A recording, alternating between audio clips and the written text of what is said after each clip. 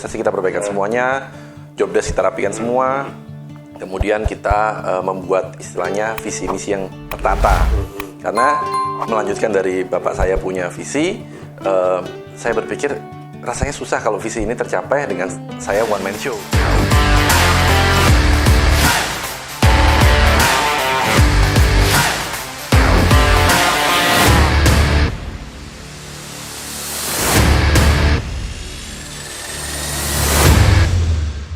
Oke, Mas Robi, ceritain deh waktu pertama kali oleh Pak Andries diberikan kesempatan untuk mengoprek-oprek katanya. Jadi kan Mas Robi baru pulang dari sekolah di Australia ya. Kemudian diberikan kesempatan, ya udah ini perusahaan yang sudah dibangun oleh Pak Andries.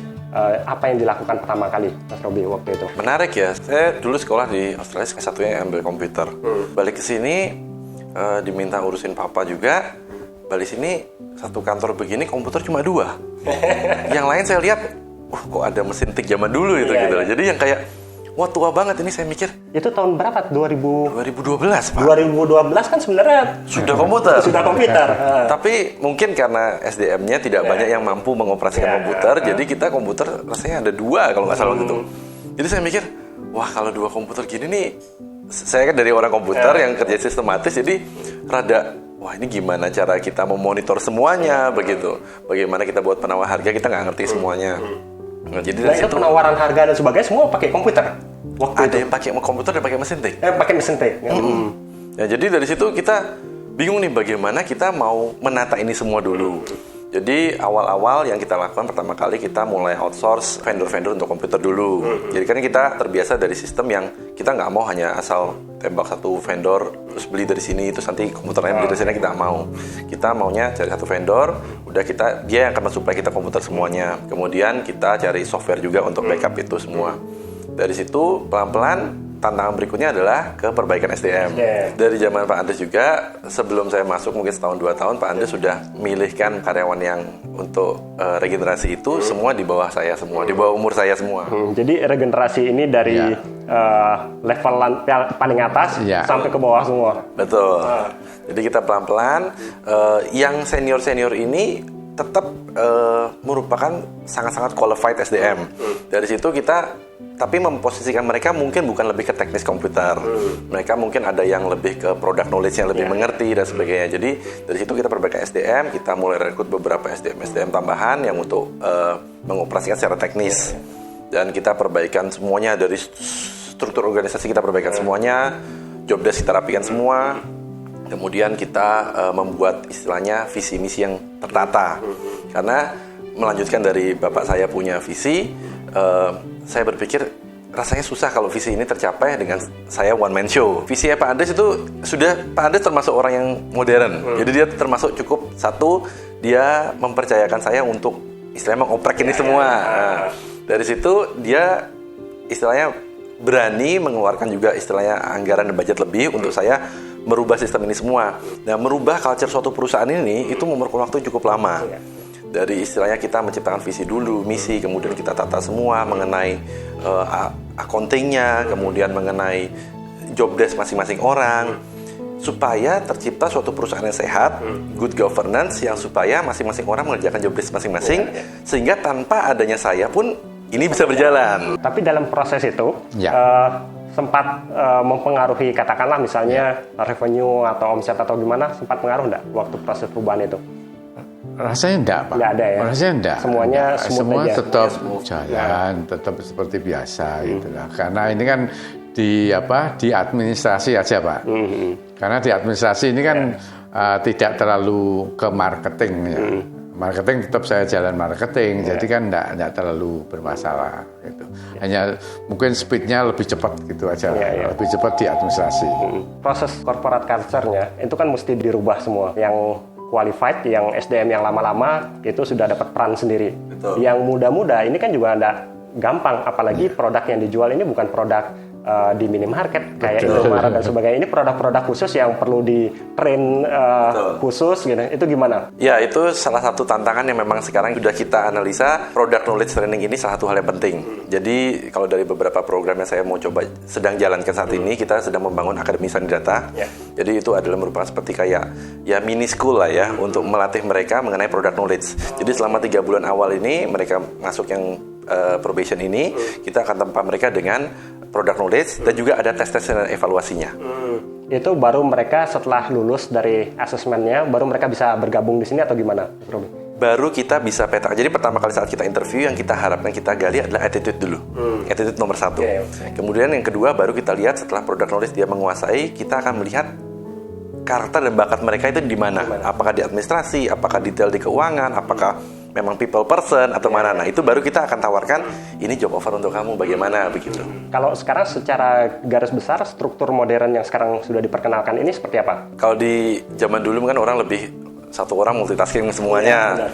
Kalau di kita lebih berpikir kita sistem manajemen, jadi ada istilahnya segregation duties, masing-masing punya pekerjaan sendiri-sendiri, punya tanggung jawab dan ada informasi yang dipegang oleh masing-masing pihak. Informasi ini sendiri ada informasi yang penting-penting sensitif yang tidak boleh di-share di antara masing-masing divisi. Itu yang saya percaya, jadi saya harus membangun tim itu sendiri-sendiri. Secara cost memang kita akan lebih banyak. Tapi dengan demikian kita harapkan sistem ini akan bisa berjalan secara autopilot dan sistematis ini berjalan. Jadi tidak kita menghandle case by case. Setiap case ada, Pak, ini ada penawaran harga begini, bagaimana Pak? Saya harus handle. Nah, semua ada timnya. Salah satu jalan besar di Denpasar ada nih Sanimed gitu ya. Dan ini adalah salah satu brand di bawah Sanidata. Itu di bawah Sanidata atau gimana konsepnya? Secara perusahaan badan hukum sendiri dia sudah terpisah memang. Jadi kita ada satu badan hukum yang memang khusus menghandle retail semua. Nah, itu sendiri sudah dari tahun 2012-an kita mulai mengembangkan satu persatu. Kebetulan saya dengan kakak saya di Semarang kita cukup kompak. Jadi kita ayo kita buka bareng, kamu di mana saya di mana, kita buka bareng. Jadi karena kebetulan satu founder kita juga founder yang sangat strict terhadap visi, jadi kita sebagai anak-anaknya juga mengikuti aja. Kita bukan tipikal orang yang udah saya mau sendiri enggak. Kita tetap mengikuti dari arahan dari founder.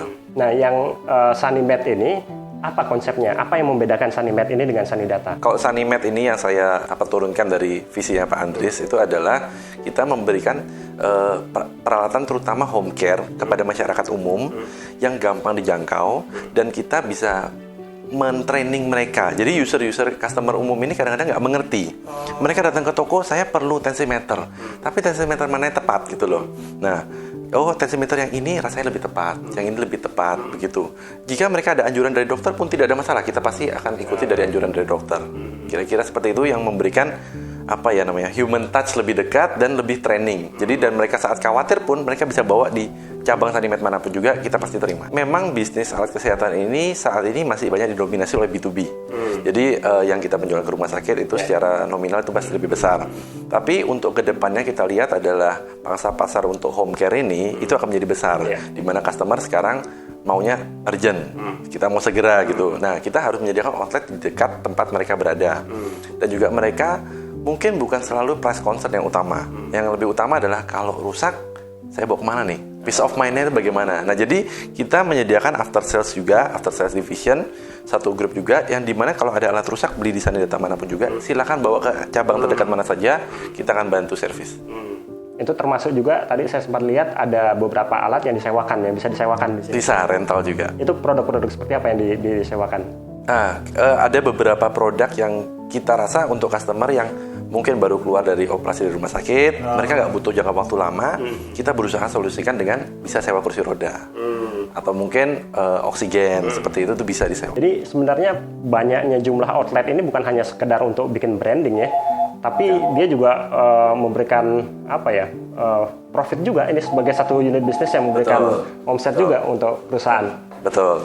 Jadi dia memberikan istilahnya ya satu branding itu, kita mau bermain di branding, kita tidak mau selalu price concern yang utama. Kedua, kita memberikan after sales customer itu lebih gampang dijangkau. Ketiga, jika mereka ada pertanyaan apapun juga bisa hubungi salah satu hotline.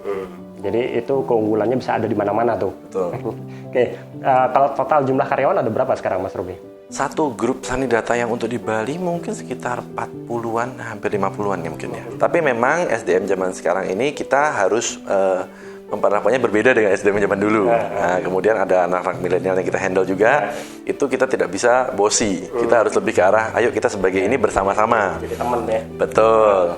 Mereka juga suka hal-hal yang pasti.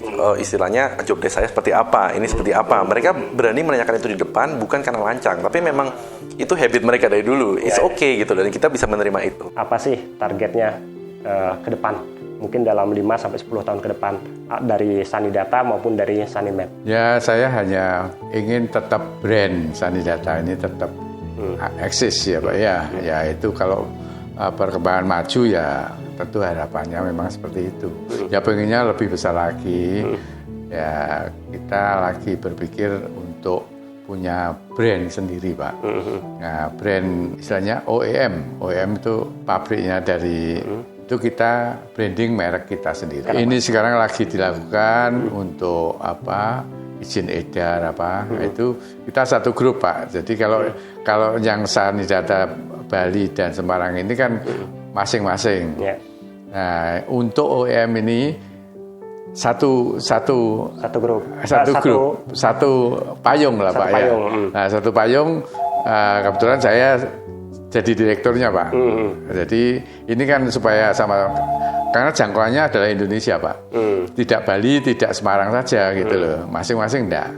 Seluruh Indonesia, jadi saya harus pada posisi yang di atas gitu untuk menghandle perusahaan itu. Gitu. Betul, dan itu permainannya beda sekali dari yang beda. tadinya distributor, retail, ngambil barang dari supplier kemudian jual dengan punya brand sendiri. Produk-produk itu kemudian mulai dari brandingnya, mulai dari proses penetrasinya, itu kan sesuatu yang dimulai dari nol lagi, Andri. Betul sekali. Ya, saya kan memang kan senang seperti itu Pak. Nah, jadi perintis dulu Pak. Nah, soal berhasil atau tidak ya saya serahkan yang di atas saja. Tapi kan ada anak-anak saya yang mereka berempat itu udah sepakat, ya saya tinggal menjalankan aja. Ada beberapa keluhan dari anak-anak ini ya yang mereka di lapangan. Kita sudah masukin mereknya tapi diambil oleh mereka yang punya merek. Nah itu kan kita juga berpikirnya seperti itu. Udahlah kita kecil-kecilan dulu, kita punya brand sendiri, nah, nanti baru kita jalankan pelan-pelan gitu Pak. Itulah tujuannya untuk menyatukan. Istilahnya saya senang merintis lagi gitu loh Pak. Kalau itu aja ya sudahlah, mereka sudah bisa semuanya lah. Nah kalau yang seperti ini kan baru, permainan baru Pak. Iya, permainan baru nih. Permainan baru. Kalau Mas Robi gimana? Mungkin kalau dari Sanidata kita mau mensistemasi itu semua. Kemudian kalau dari istilahnya pengembangan secara grup total, mungkin sama dengan yang sampaikan Pak Andries, kita lebih ke arah mau OEM. Istilahnya kita mau distribusi produk ini kita lakukan secara nasional. Mungkin arahnya ke sana. Oke, terima kasih banyak Mas Robi. Terima kasih banyak Mas. Ya, Pak Andries.